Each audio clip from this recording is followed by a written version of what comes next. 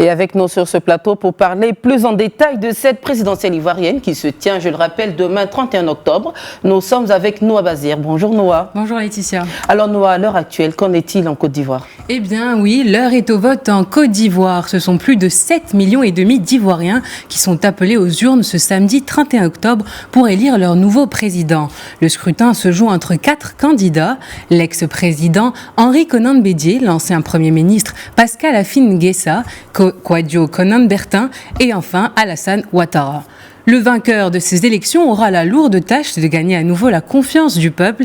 Mais avant de parler des revendications populaires, revenons en arrière pour avoir plus de détails sur le parcours du président sortant Alassane Ouattara.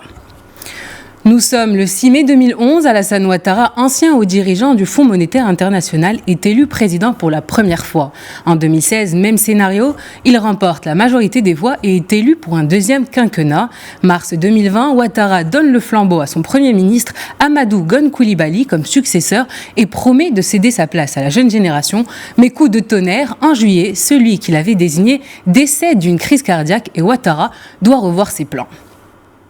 Après des semaines de spéculation, le 6 août 2020, lors d'un discours télévisé, le président sortant fait une annonce inattendue. Regardons ensemble cet extrait du discours. Face à ce cas de force majeure et par devoir citoyen, j'ai décidé de répondre favorablement à l'appel de mes concitoyens me demandant d'être candidat à l'élection présidentielle du 31 octobre 2020. Je suis donc candidat à l'élection présidentielle du 31 octobre 2020. Cette décision qu'il a qualifiée de véritable sacrifice est mal vécue par ses opposants, certains juristes au regard de la Constitution de 2016. Mais finalement, le 14 septembre, la Cour constitutionnelle tranche en faveur du président sortant. Même si la candidature du chef de l'État ivoirien est controversée, il est l'espoir d'une très grande partie de l'électorat. En 2 mandats, le candidat du parti Rassemblement des Houphouëtistes pour la démocratie et la paix fait de l'économie l'axe majeur de sa campagne.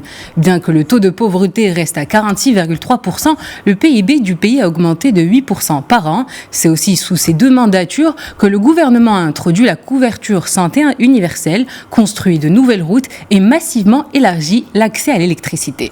Dans son programme de gouvernance, l'économiste de formation propose un plan ambitieux pour la jeunesse ivoirienne. Il promet d'accompagner les jeunes à l'insertion à travers des stages, mais également par des formations, dans le financement de l'auto-emploi et via des activités génératrices de revenus et micro-entreprises.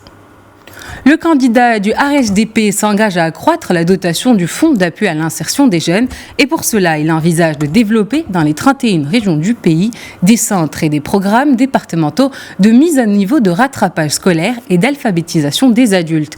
Ces projets financés par l'État cibleront notamment les métiers porteurs de croissance liés à l'agriculture, la pêche, l'élevage et le textile. Et afin de booster le PIB du pays, l'implication du secteur privé est également une des résolutions prises par le gouvernement Ouattara.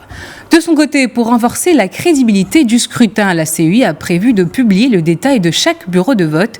Mais même avec de telles promesses, les figures de l'opposition maintiennent leur intention de boycotter l'élection sans se retirer eux-mêmes de la course à la présidentielle. Le président sortant dénonce ces incitations à la désobéissance civile.